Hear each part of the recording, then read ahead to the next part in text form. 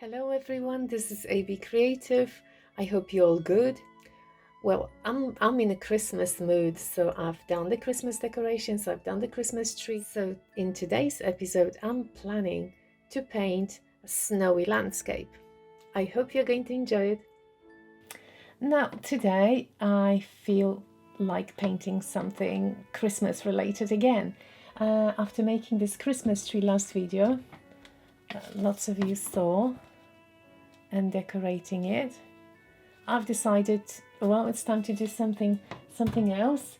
Some people were asking me for sort of a Christmas landscape, so here it is.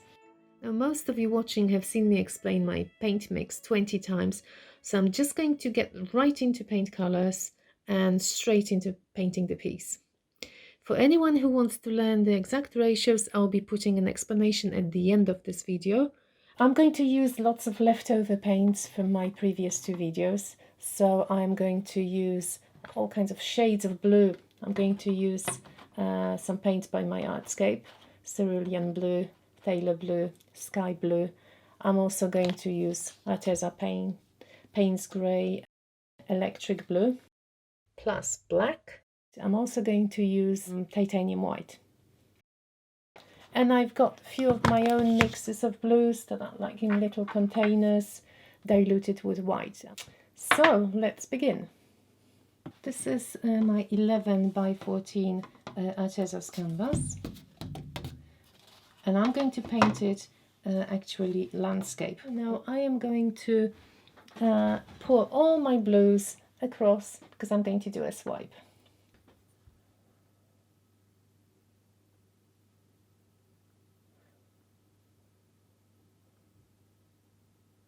I'm going to swipe across, that's why I'm layering my paint.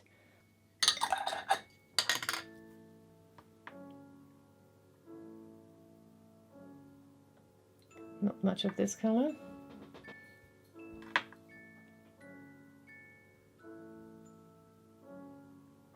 This is the lovely metallic Arteza. I do have some darker phthalo blue.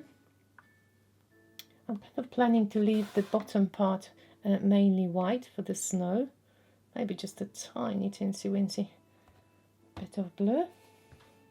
Now we've got the Payne's grey, which is one of my recent favourites. I really like the shade.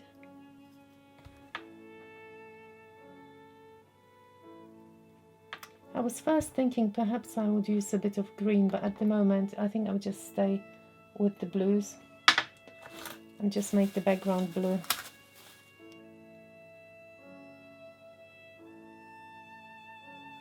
I'm going to try and stretch the paints a bit, if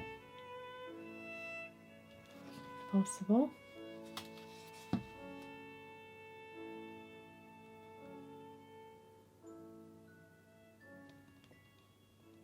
I don't want too much paint on my canvas. As usual, no gloves. I just like touching paint.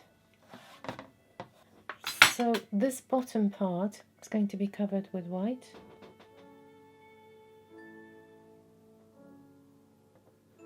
I'll spread the white here. And if there's some blue in it, that's fine. I don't want it perfectly white.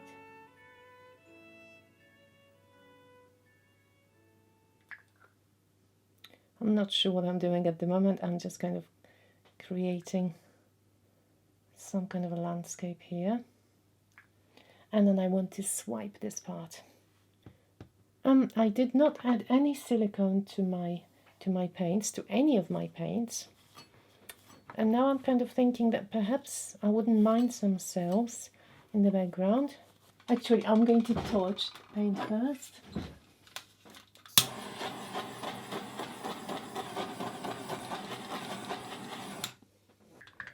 So I'm going to swipe just the blues, and I'm thinking I'll either swipe with some plastic sheet, but I do have this sort of interesting, very thin plastic. I think it was from one of the shops I bought some food items, cookies or something that was in between them. So I think I might use this one. This kind of feels very nice. Okay, so moment of truth. So I'm going to layer the white just on this edge.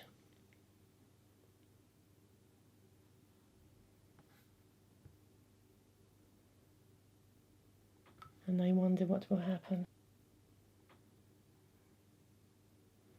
Just dip it in.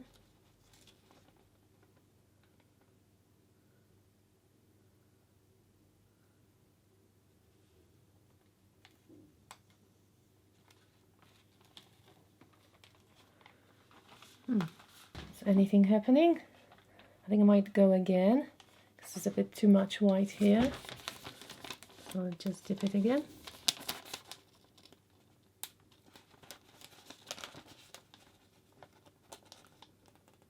And swipe again.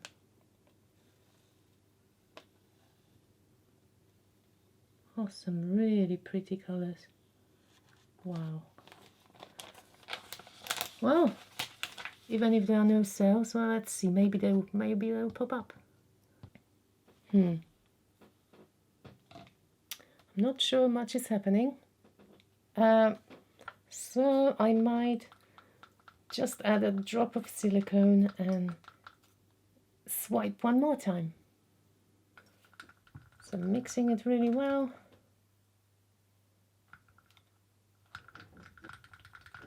If you don't mix your silicone well, you have bigger cells, but I want really small ones this time.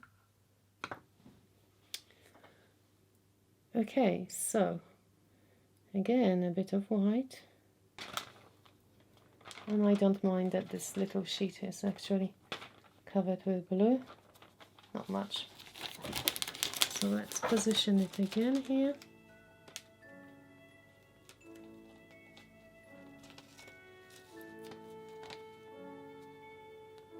And drag it gently. Ooh. Oh yes. Oh yes. Look at these. How cool is that? That's so pretty. I think I'm going to turn this way because I don't want so much white on this side.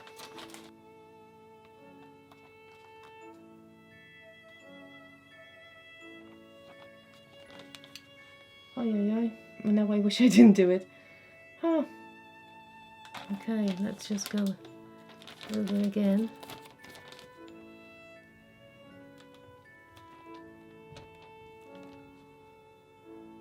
Very gently.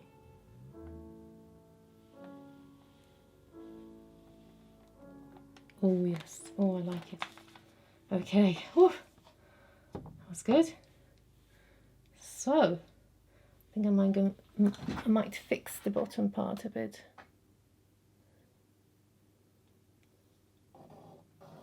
Okay, and I'm going to leave it to dry. Now this is a day later. The paint is still wet, just the edges are kind of dry. And I've been wondering how to make my trees. I had lots of ideas in my mind. I was thinking first just perhaps making a stencil, like kind of Banksy style, cutting out and spraying with a spray paint, white spray paint. But then it will be fun, but cutting out the sort of Christmas trees in detail might be quite consuming. So in the end I thought I'm just going to choose the simpler option. I'm going to do it sort of similarly to my Christmas tree, and you'll probably laugh now because I'm actually watching my own video how I made my Christmas tree, because as I usually say, I'm doing it for the first time. It's really when I'm filming something, I've never tried it before, so it's kind of more fun for me because I don't know whether it will end up in a disaster or I'm going to be pleased with it. So the Christmas tree I've done online, first time ever, and I'm just going to try and do it in black and white, sort of to stand nicely against this blue background. I think I'll go for a bigger tree somewhere here, and then maybe 2 small ones on this side. I've got this little bottle with a tiny spout, and I think it'll be useful. I put my black pouring paint in here, and I am just going to sort of, hopefully it will work, because part of it is dry, part of it is wet, so I'm basically risking as usual. So let's see. So I think the height will be somewhere up to here. I'm not sure, start with the top or the bottom. Okay, once I put it, that's it. Oh, don't want a big blob.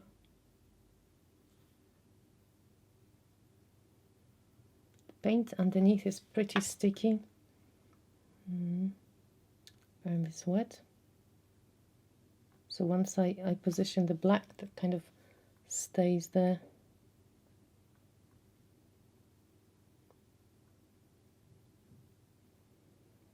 Obviously the bottom will be much thicker. Something like this. Yeah, maybe a bit of a tree trunk here. And now for the smaller one. One smaller, if I put one smaller here, like really, oh, this part is dry. If you can't imagine a Christmas tree, a pine tree, just look at some photos and kind of try to imitate the branches growing. It's important how the branches grow, because the branches are sort of pointing downwards, but not really straight. It's kind of slightly bent. Okay, so now I'll be coming with my white and sort of trying to fill the gaps. So this is almost like a 3D effect. I think I'm going to pop some air bubbles here.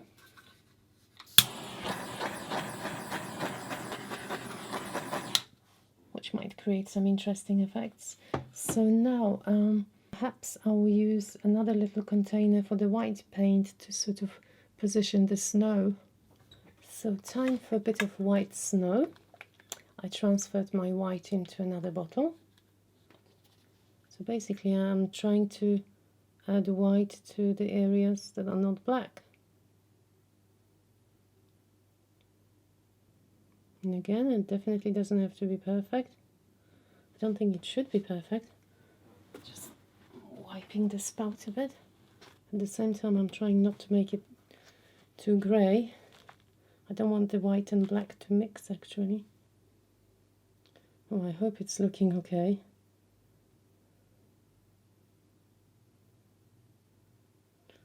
What do you think? Does it look like a sort of snowy tree? I hope it does. Ready for the smaller one? I could have waited for the black to dry. Perhaps that will be a better option.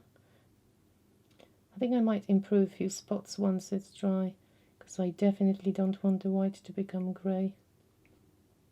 I was going to use my straw to blow, but I think it actually looks better like this. It's pretty thick. It's going to be like a textured tree formation. Okay, I was about to leave it, but then I looked from a distance and I thought, well, it's composition wise it's a bit lacking, and I think I'm just going to add a tiny tree in the distance here. Just a really small amount of black. Might even be touching this one, that's fine. Sort of three together. As I said, I think I'm going to retouch the white once it's dry, because I can see that the black and white are actually turning into some grey patches, and I don't want it. This is completely dry now. You can see some texture here. Actually, I was quite surprised, because it was dry in less than 2 days.